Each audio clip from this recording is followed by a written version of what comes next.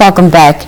The Environmental Investment Fund of Namibia was created by Act 13 of 2001 with the purpose of assisting institutions, individuals and communities that advocate for the sustainable use of natural resources.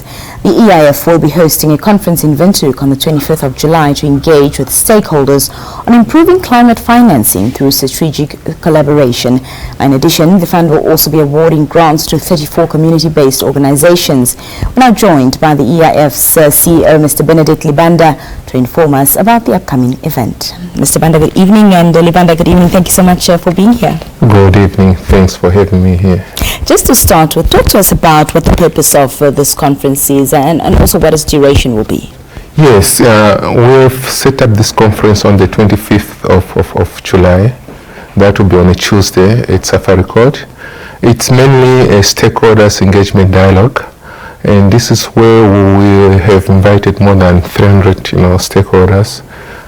This comes from different sectors, from the private sector, public sector, academia, faith-based organizations, CBOs, and NGOs that we work with very closely. The idea is really to share information of what the EIF has done over the years, where we will be reporting on the impacts of the EIF, as well as to share the vision, the next path of the EIF. So which we call the building blocks of the EIF for the next year. And the idea really is to get input, constructive criticism from the public on where we could improve, to solicit inputs of the critical areas that the public and many our stakeholders expect us to cover in our mandate as the Environmental Investment Fund of Namibia. The theme to the conference is improving climate financing through strategic collaboration. Talk to us about the importance of strategic collaboration. Yes, I think it's extremely important for a number of reasons. One is that when you look at climate financing, the financing gap required by Namibia is huge in order to address climate change. So the only way you can amplify investments in the country is through strategic collaboration.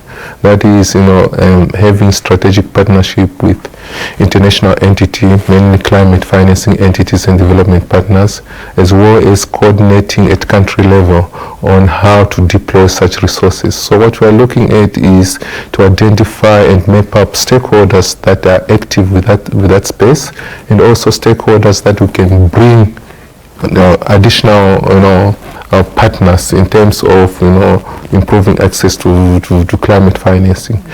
Just to put it into perspective, the NDC, which is the nationally determined contribution, it is a strategy to reduce greenhouse gases by 91% in Namibia.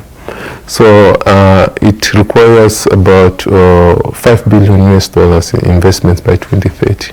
And 90% of that should be fundraised internationally.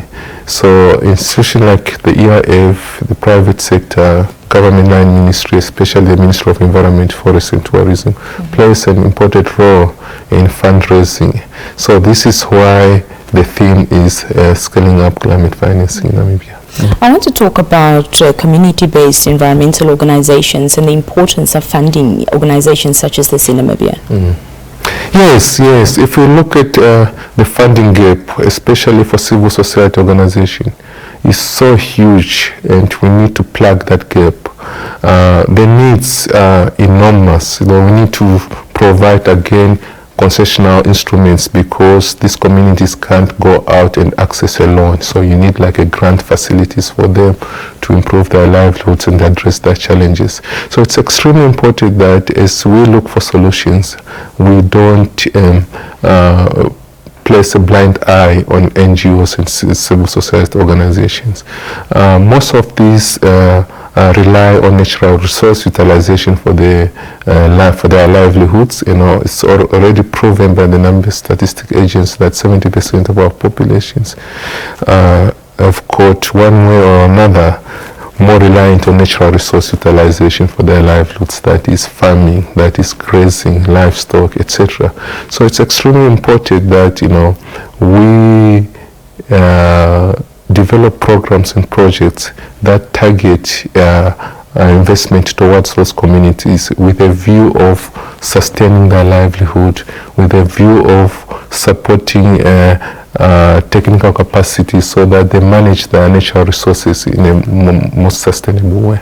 The EIF offers grants for certain projects. What type of individuals are likely to be considered, for these grants? Yes. We work with a number of entities, associations, such as associations, community forest, communal conservancies, trustees, and so forth. As long as the group is organized, there's a constitution, there's a structure in place, and they demonstrate accountability within their governance systems, they qualify to apply for those grants. But most importantly, the grants that will be unveiled on Tuesday during the stakeholders engagement are funded by the GCF, the Green Climate Fund, through a program called Ecosystem-Based Adaptation, more looking at enhancing ecosystem goods and services within communities. So it covers 8 geographical areas that have been mapped out as most vulnerable ecosystems. So the idea is to support projects like rangeland management, or water utilization, conservation of biological resources, sustainable agriculture, renewable energy, small scale at household level, etc. And these are linked to ecosystem-based adaptation, because what we mean about ecosystem-based adaptation is that we're using ecosystems as a means to improve livelihoods and resilience of our communities. So climate change is especially in rural areas, has got a threat on vegetation change, a threat on water through evaporation rate, a threat on a number of issues. So how can we reduce the threat of impact of climate change on those resources by coming up with innovative ideas and projects for communities? As part of the conference taking place on the 25th of July, the EIF will be handing over 88 million Namibia dollars to 34 selected community-based organizations. Tell us a bit about that, and also how this is, aimed at empowering and uplifting the organizations. Yes. Actually we're excited. There's been a lot of work that we went through accessing such funding, and also to the extent where we are in terms of signing those agreements with communities. We'll be handing over 88 million Namibian dollars to 34 entities, and this will be handed by the Minister of Environment, Forest and Tourism, because they are the focal point to the Green Climate Fund and also the responsible Ministry for Climate Change in Namibia.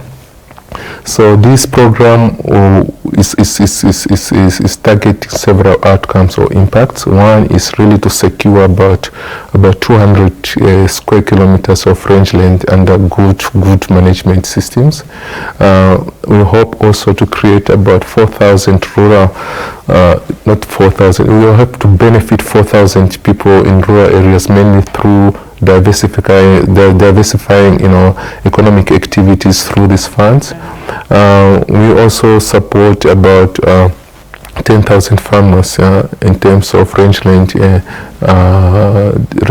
management and conservation. So the impact is quite huge in terms of expected outcomes. So we are excited, and we will make sure that this funds is utilized appropriate to what it was intended for, and that we achieve the planned objectives. Yeah. Of course. Well, Mr. Libanda, that's all the time we have this evening, but thank you for being here, and all the best with the upcoming conference. Thank you so much. I really appreciate for having me here. That was Mr. Benedict Libanda, the CEO of the Environmental Investment Fund, speaking to us this evening. Let's take a brief break. We'll be right back.